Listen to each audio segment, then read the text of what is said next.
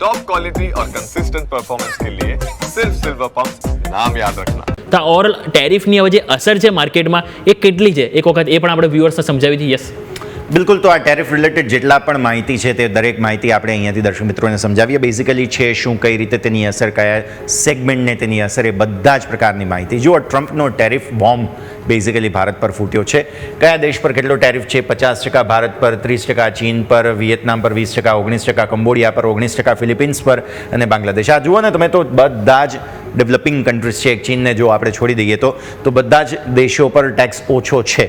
એક ભારત અને બ્રાઝિલ બે જ દેશો એવા છે કે જેના પર 50% ટેરિફ તેમણે લગાવ્યો છે.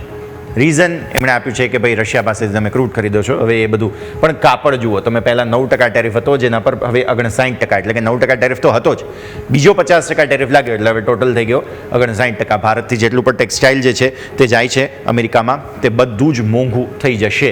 પછી રેડીમેડ ગાર્મેન્ટ અગેન 13.9%થી 50% સીધું વધારી દો એટલે 63.9% જે છે અહીંયા ટેરિફ થઈ જાય છે. એટલે આ બહુ મોંઘું થઈ જશે. આપણી બધી ટેક્સટાઇલ કંપનીઓ ઓલરેડી રિએક્ટ કરી ચૂકી છે શેર બજારની, એટલે આ રેડીમેડ ગાર્મેન્ટ મોંઘું થઈ રહ્યું છે.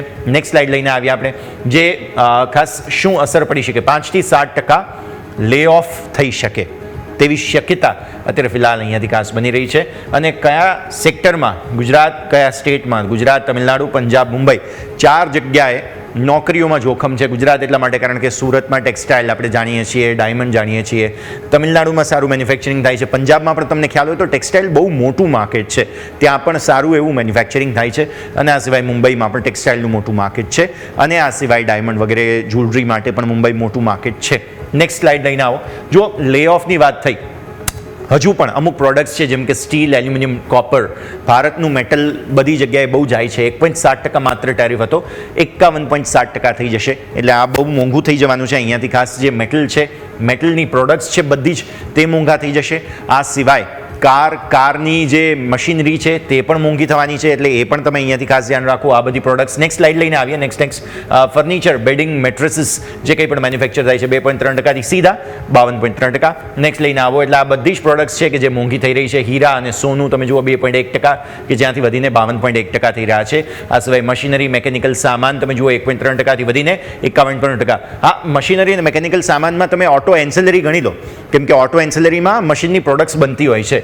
જુઓ, કાર અને સ્પેર પાર્ટ્સ 1% માત્ર ટેક્સ હતો, 26% લાગશે. એટલે આને એક્ઝેમ્પશન તરીકે રાખવામાં આવ્યું છે. એટલા માટે અહીંયા વધારાનો ટેરિફ નહીં લાગે, કેમ કે એમની ઇન્ડસ્ટ્રી માટે મહત્વનું છે. સ્માર્ટફોન પર 50% ટેરિફ નહીં લાગે. આ સિવાય દવાઓ પર 50% ટેરિફ નહીં લાગે. સ્માર્ટફોન એટલા માટે કારણ કે એપલે ડીલ કરી લીધી છે ટ્રમ્પ સાહેબ સાથે, એટલા માટે એપલને બાકાત રાખવામાં આવ્યું છે. અને આ સિવાય દવાઓ હજુ નક્કી નથી થયું કે દવા પર કેટલો ટેરિફ લાગશે. જ્યારે લાગશે ત્યારે ફાર્મા સેક્ટર ફરી પેઇનમાં જશે. તો આ બધી જ માહિતી છે કે જે તમારે ધ્યાન પર રાખવી જરૂરી બને છે. આ બધા જ પ્રકારના ઇન્ફોર્મેશનને તમારે ધ્યાન પર રાખવું જરૂરી છે. અને એટલા માટે જ ટેરિફની અસર તમને સીધી અહીંયાથી આવતી જોવા મળી રહી છે. અને આજે એટલે જ ભારતીય માર્કેટ્સ જુઓ તો ફરી એકવાર તમને ઘટાડો નવા બતાવી રહ્યા છે. વધુ વેચવાલી જે જોવા મળી રહી છે તેનું એક કારણ આ ટેરિફ છે. જી બિલકુલ. તો આપણે અહીંયાથી ડીપલી સમજવાનો પ્રયત્ન કરીએ પ્રોડક્ટ વાઇઝ કે કઈ ઇન્ડસ્ટ્રીને, કયા સેક્ટરને કેટલી ટેરિફની અહીંયાથી અસર જોવા મળી શકે છે. ખૂબ ખૂબ આભાર યસ માહિતી બદલ અને અમારી સાથે જોડાવા બદલ.